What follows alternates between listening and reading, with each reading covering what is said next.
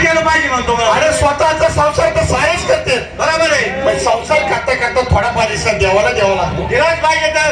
बघ धोंडीराज बाबाच्या आशीर्वादाने किती आनंद घेऊन राहिले. अय्या, अरे असा आनंद आपल्या गावात आहे का? आपल्या गावात अजिबात असं नाही. अरे आपल्या गावचे लोक दुसऱ्या गावात तमाशा पाहायला जातात, याची जरा लाज वाटली पाहिजे तुझ्या जीवाला.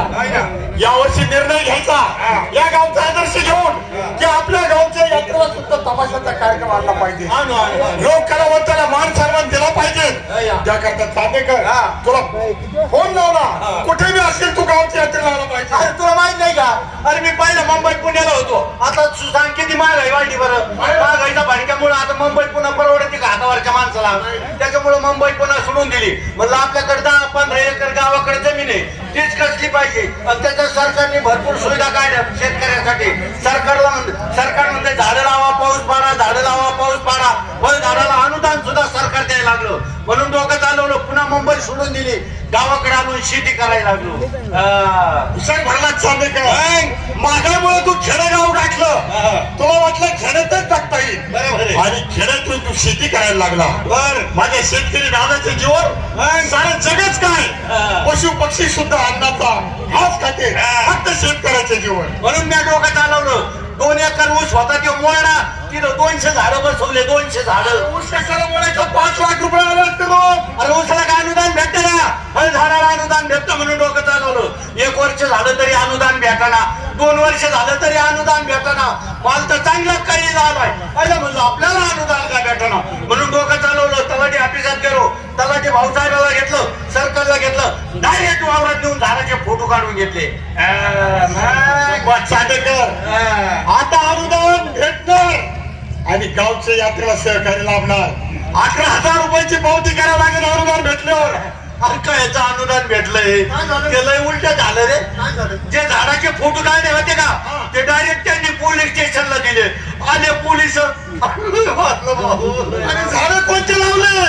गांजाचे. गांजाची झाडे लावले, अनुदान घ्यायला बघतो. ते झाडच आहेत ना. अरे झाड पालायचो. समाज बिघडायचं काम करू नको.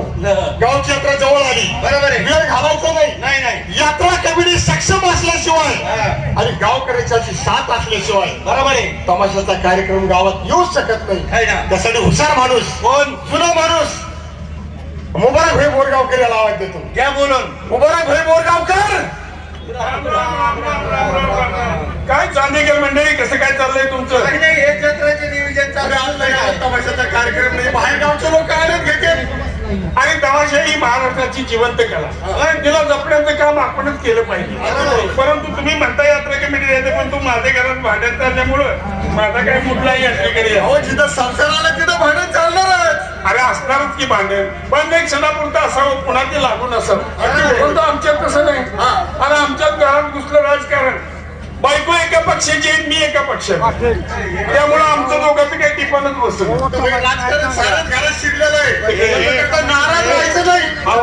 काय सांगायचं तुम्हाला, बायको आहे सत्ताधारी पक्षाची आणि मी विरोधी पक्षाची. आता बरेच दिवसाच्या नंतर शेवटी नवरा बायको म्हटल्याच्या नंतर माणसाच्या मनात काही भावना निर्माण होणार.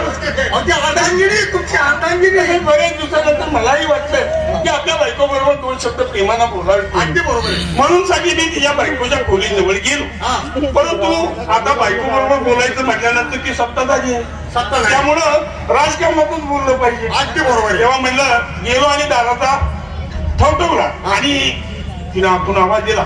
म्हणजे कोण आहे बाहेर? अहो म्हटलं मीच आलोय. म्हणजे काय आला? म्हणजे काय म्हटलं, आमचा उमेदवार तुमच्या पक्षात येण्याची इच्छा आहे. रात्री 12 वाजता. बायकोन ऐकून घेतलं आणि बायकोनं आतून उत्तर दिलं. म्हणजे पक्ष प्रवेश बंदी असल्या कारणानं तुमच्या उमेदवाराला आमच्या पक्षात घेता येत नाही. अरे अरे अरे अरे, नाराजी झाली सारी. नाराज झालो, माझ्या खोलीत येऊन झोपलो. कसे झोप लागते का? उलटा पालटा व्हायला लागलो. परत वेळ गेल्यानंतर माझ्याही खोलीचा दरवाजा वाजवला. हा वाघ आलेला. मी जिथे बोललो, मला कोण आहे बाहेर? म्हणजे अहो मीच आले आहे. म्हणजे आता काय आलं? त्याचं काय म्हणले, तुमच्या पक्षात उमेदवाराला आमच्या पक्षात येण्याची परवानगी मिळाली. अरे वा, आनंदाची बातमी मुबारक भाई. आता त्याचा काय उपयोग आहे? काय झालं? आमचा उमेदवार उभा बी राहिला आणि तो पडला बी. त्याचं डिपॉझिट जप्त झालं. तुम्ही असं तिथं जाऊन झोपा. आम्ही बी झोपलो सकाळपर्यंत तुमच्या भेटीला आलो. तुम्ही दोन पडला काय चाळे लावले गावची यात्रा जवळ आला. माणसाच्या आयुष्यामध्ये विनोद पाहिजे. विनोद हा माणसाच्या जीवनाचा एक भाग आहे. जीवनामध्ये विनोद असेल तर काय चाललंय बाबा, काय न लागले शांतता जरा ऐका. माणसाच्या जीवनामध्ये विनोद पाहिजे आणि विनोद असेल तर सर्व काही जीवन आनंदमय होतं. या आनंदात भर घालणारी आणखीन दोन माणसं, रवी बरे नगरकर आणि तो गणी बीडकर, या दोघांना बोलवून घ्या. त्यांच्या विचारांना आपण पुढच्या कामाला लागू. योग्य नाव सुचवले. रवी बरे नगरकर, गणी बीडकर.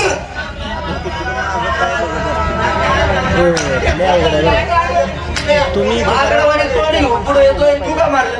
असंच मारलं. तू मारलं मी का मारलं? तू तर मारलं. तुमच्या सगळ्यांच्या आशीर्वादाने माझं पण काय म्हणणार. गाव सोडल्याशिवाय माणूस सुधरत नाही. शेवटी गाव सोडल्याशिवाय माणसाची प्रगती होत नसते. आणि माणूस कितीतरी बाहेर गावी गेला असला गावच्या आठवण आल्याशिवाय. शेवटी जन्म दिलेलं गाव आहे आपलं ते. आणि त्यातनं आपल्या गावाची यात्रा मजाच मजा. गावाकडे आलो. तुला माहिती मला दोन पोरं एवढाले. ठीक आहे, कुत्रीचे पिलेत का एवढाले बोबल एवढाले आले बरोबर माझ्या पाठी मागायला. काय रे पप्पा आम्हाला यात्रेत घेऊन चला. बरोबर बाबा. आता मला खरं सांग, पोरांचा हट्ट कोणी पुरवायचा? ग्रामपंचायत.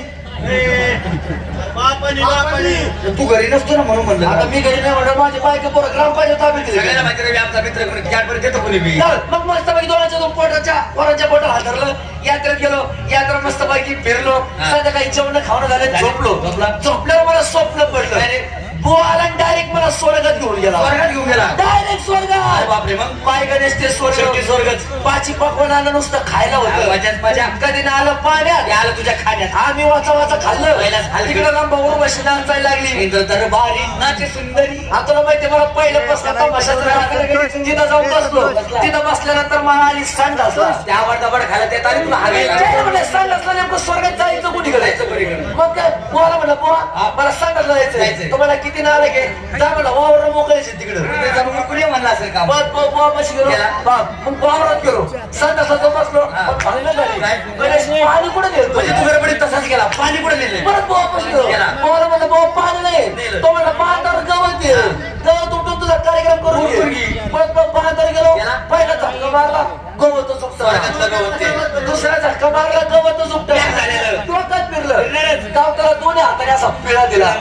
पाहताला पाय लावला. तिसरा झटका जसा मारला तसा बायकोने मला एका लाथीत खाट्याच्या खाली पडला. अरे का बायको मला काय म्हणते, पॅन्टीत हागला ते हागला. माझी उपटायला लागलाय.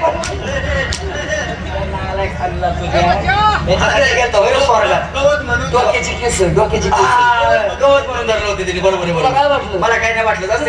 एकदम चांगलं. सारखे घरात बांधलं कोणाचे नवरा बायकोचे दुसरं कोणी. तिकून आलं तिकून भाट, तिकून आलं तिकून भाट. राघवा किती पट्टा काढला. बायको हाणली. अभिनंदन. जशी बायको हाणली तशी बाहेर निघून गेली. बरं झालं. हे काय केलं काय झालं. परत पस्तावा. अरे सगळं हाताने करायची वेळ आली. सगळं घरातलं बरोबर. तुला माहिती आज आपला एवढा का बिझनेस मोठा ज्यांना कोणाच माहित नाही त्याची बायको धंदा करते. दुधाचा.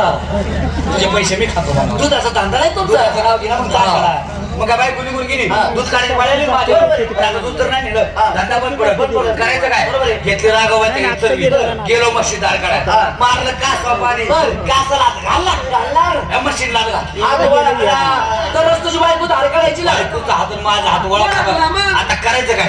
बरं डोक्याने हुशार. पळत घरात गेलो. रस्सी आणली. मशीन दोन्ही पाय बांधली. आता कशी मारीन का. बरं कासा पाणी मारलं. कासाला हात घालणार. मशी शेपटा चढा काढवायला. शेणाने मोताने भरलेला शिवाळी टोळा लागला. काय करायचं. पळत घरात गेलो. रस्सी आणली. मशी शेपटाचं उचललं. कोणा आड्याला बांधलं. परत कासा पाणी मारलं. कासा हात घालणार. कासा हात घालणार. तेवढ्यात मला आली मुतायला. लट्टीचं लागणार. शेपूट लागल्यामुळं म्हणजे इकडे तिकडे कुठतरी जावा तर म्हैस पाण्यात होती. बरोबर आहे. करायचं काय. इकडे तिकडे बघितलं. म्हशीच्या मागे चेन उघडली. तिथंच लागलो मुतायला. बरोबर आहे. तेवढ्यात बायको चुकून आली. बायको ते सगळं बघितलं. खाली म्हशी दोन पाय बांधलेले. वर शेपूट बांधलेलं. म्हशीच्या मागे मी आमची चेन उघडी. ते बघून बायको मला काय म्हणते. वाजणी रात्री माझ्या सगळं दिवसा म्हशी सगळं. अरे ते गैरसमज झालं. अचानक बघितलं. नाही समोरच्या मित्रांना थोडी आमची विनंती आहे, कारण मुली जे गाणं नाचून जातात त्यांना कपडे बदलायला चान्स लागतोय, म्हणून आम्हाला कॉमेडी सगळं कशी शांत ऐकता, तुम्ही 2-4 जण फक्त आढळतात. तर विनंती आहे त्यांना कपडे बदलून तर फक्त आम्ही 2 मिनिटं तुमची करमणूक करत असतो, फक्त मध्ये मध्ये काय आवडू नका एवढी हात विनंती आहे. गाणेच मला आहे, तुझी काही काळजी करू नका. आता आम्ही कीर्तनाला बसणार होते, गाणेच आहेत, फक्त त्याला कपडे बदलू तर थोडा चान्स भेटला पाहिजे. थोडी हात विनंती आहे. गाव क्षेत्र आले तमाशा व्हायचा, आपण 4-5 जण दुकान झाले, आपल्याला मग 2 पोरं गणेश माडी पुणे रघुवीर खेळकर यांचे धाकट्याचे मोहित खेळकर त्यांच्या घरी जाऊन त्यांच्यासमोर हा विचार म्हणून पुढे काय करायचं. तब्बल 30 वर्षानंतर आपल्या पवित्र चरणाच्या सेवेची संधी योगीराज महाराजांच्या आशीर्वादाने आणि या सरस्वती मातेच्या आशीर्वादाने माझ्या आणि माझ्या कलावंतांच्या पदरी पडते, हे मी माझं परम भाग्य समजतो. आणि या शुभ प्रसंगी आपले सर्वांचे हार्दिक स्वागत करतो. आपला हा आजचा कार्यक्रम चांगला व्हावा याच्यासाठी जुन्या जाणकार कलावंताचे आणि आपल्या दैवतांचे आशीर्वाद पाठीशी घेऊ. हे माझे आई वडील कैलासवासी तुकाराम केरकर आणि आई कांताबाई सातारकर यांच्या मंगलस्मृती शतशः प्रणाम. सप्तशृंगी माता संत ज्ञानेश्वर माऊलींच्या चरणावर 100 वेळा नतमस्तक होऊन, योगीराज महाराजांच्या चरणावरही 100 वेळा नतमस्तक होऊन आलेल्या माझ्या सर्व अन्नदात्यांना आणि तुमच्या कुटुंबाला हे वर्ष सुखाचं, समृद्धीचं, भरभराटीचं, यशाचं जावो ही प्रभूचरणी प्रार्थना करून कार्यक्रमाची सुरुवात करीत आहोत. ही सुरुवात करण्यासाठी येत आहेत कंपनीचे निवेदक गायक एक उमदा जवान, तुम्हाला ठेवत ठेवणारा कलाकार राज खोलंब. नमस्कार, राम राम, सुस्वागत. प्रथमतः पळूस आणि पंचक्रोशीतील सर्व रसिकांच्या चरणी आम्हा कलावंतांचा हात मानाचा मुजरा. काळजी करू नका मंडळी, आता तुमचा समज असा